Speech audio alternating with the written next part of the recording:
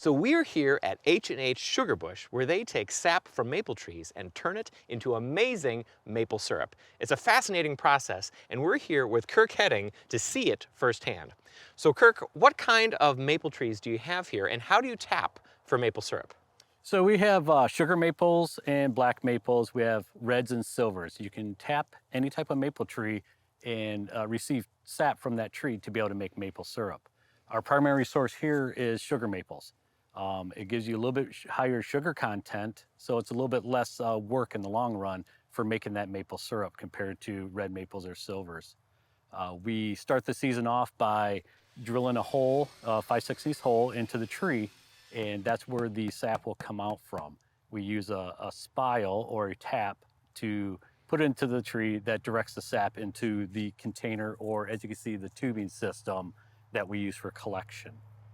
What we're doing is we're actually just drawing a negative atmosphere in the lines, making it easier for the sap to actually leave the tree and go down the lines themselves.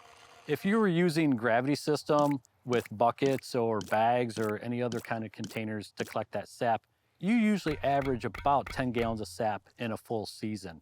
With using the vacuum, making a negative atmosphere in that area, we're able to grab about 20 gallons of sap during that whole season. That is really incredible. What conditions do you need to tap for the sap? The conditions based primarily on weather. We're looking for those nice warm days of nice sunshine that starts warming up the day above freezing. So we're looking at late winter, early spring. And then we also look for the freezing nights. It keeps the tree from coming out of full dormancy throughout the winter. And it has the tree not using the sap yet for its own nutrients. So that's the best time for grabbing that sap, is during those times. So Kirk, explain to me how the shed works. So the shed is at the lowest point of the woods, and that allows the sap to naturally come to that point. As you can see, with all of our blue lines, they all go to that shed. So every tap that we have in our woods, all the sap comes down those lines to that one point. Inside the shed, we have a vacuum pump. So you hear a little bit of a hum in the background, and that is the vacuum pump putting the negative atmosphere in those lines to allow the sap come down those lines a little bit better, a little bit smoother, to allow us to get more sap out of the trees. So this is the sugar shack where all the sap gets boiled. Yeah, so sugar shack, sugar house, same terminology, kind of the same place. It's where we take all the sap that's pumped from our woods, gets pumped all the way up to here, and that's where we process the sap. When I talk about processing the sap, all we're doing is removing water. So as we're cooking it, we're checking for temperature. Right around 7 degrees above the boiling point of water, which is average right around 219 degrees for us. That's right around when the syrup is done. For maple syrup, we actually have 4 different grades. Early in the season, our sugar content in the sap is a little bit higher, so we don't have to cook it as long. We don't have to remove as much water. As the time goes on, the sugar content's a little bit lower in the sap, so we actually got to cook away more water, and ends up with a darker syrup and much stronger flavor that way.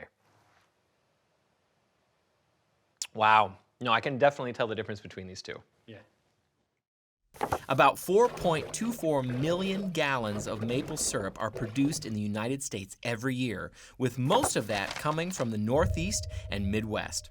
Michigan is one of the top 5 maple syrup producing states, with 195,000 gallons a year. So the next time you pour maple syrup on your pancakes or waffles, remember where it came from and the cool story behind bringing you that rich, sweet flavor. Winter is a quieter time, but there's one bird that you should listen for on cold and clear winter nights. Its call pierces through the snowy stillness and is both haunting and lovely. To see this member of the owl kind, we're back here at the Howell Nature Center. So we're here again with Evan Luer, the Wildlife Education Coordinator, and a beautiful great horned owl. So Evan, what can you tell us about this magnificent bird? Well, first off, this is Archimedes, and Archimedes is a great horned owl named for those 2 tufts of feathers that are on the top of his head. And while they are not ears or horns, as a lot of people think they are, their technical term is plumicorn. Now, they are the most commonly found owl in North America, and their habitat is going to be things like open forest, where their almost 6-foot wingspan can reach through pretty easily without getting caught up on branches and other things like that.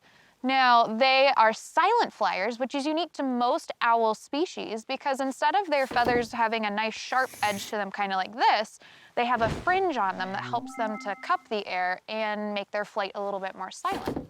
Now, like other raptors, if we take a look at their feet, they have those really sharp talons that they're using for grabbing their prey. And then if we travel all the way back up to his face, we can see that he has a curved, pointed beak that helps him to rip and tear at his food. These owls are definitely impressive hunters. Share with us a little bit about why they're so good at hunting and what their diet looks like. Great horned owls are often called the tigers of the sky because they are, in fact, one of the best aerial nocturnal hunters that are out there. And a lot of that is due to their eyes. Now, those eyes can see up to 30 times better than ours and are about the same size as our eyes. Now, in addition to their eyesight, they are also incredibly good at listening for things as well. So their hearing is good enough to hear sounds from over 10 miles away. So not only can they see really far and really well, but they can listen for prey that might be scurrying around on the ground. So great horned owls don't have a great sense of smell, which means that when it comes to being a predator, they can actually go after things like skunks. But that also leads us to talking about how their prey is one of the most diverse of any raptor in North America. So they can eat things from tiny little mouse or scorpions all the way up to other raptors. And for a bird that doesn't weigh more than 4 or 5 pounds, something like a skunk is pretty impressive for them to take out as well. So great horned owls have a very distinct call. In fact, they're called hoot owls for that very reason. So at a time of year when most birds and animals are silent, why are owls hooting in the night? Well, this is coming up on their mating season. So while other birds are hunkered down or have flown south, great horned owls are embarking on their opportunity to try and find a mate. So their call, like you mentioned, can sound like, "Who cooks for you? Who cooks for you?" Or if you're trying to be a little bit more owl, it's "Oh, oh, oh, oh, oh." And that call can be heard from miles away. So while mine's a poor imitation, a real great horned owl you could hear pretty clearly on a winter night. That's really cool. Why do great horned owls nest in the winter? It's not really by choice. Most birds wouldn't pick that time of the year, but great horned owls take a very long time to develop as from chicks to basically fully fledged juveniles that can leave the nest. So if they don't get a head start and start nesting within the next couple of weeks or so, then their young won't have the survival skills that they need in order to survive next winter. And great horned owls aren't really good at building nests either, so they often need to kind of hijack either an old nest or some other sort of kind of rocky cliff face or nook in a building. And most of the time they're looking for something that's been abandoned by a red-tailed hawk, a crow, a raven, or maybe even a heron. Great horned owls are perfectly camouflaged to blend in with their surroundings, and during the daytime they stay very still, so it can be hard to spot one. But sometimes crows will discover an owl during the day and surround it and make tons of noise to let everybody else know where it is. That's how I've seen a number of great horned owls during the daytime. Otherwise, you should take a winter hike at night and listen for the hoot owl.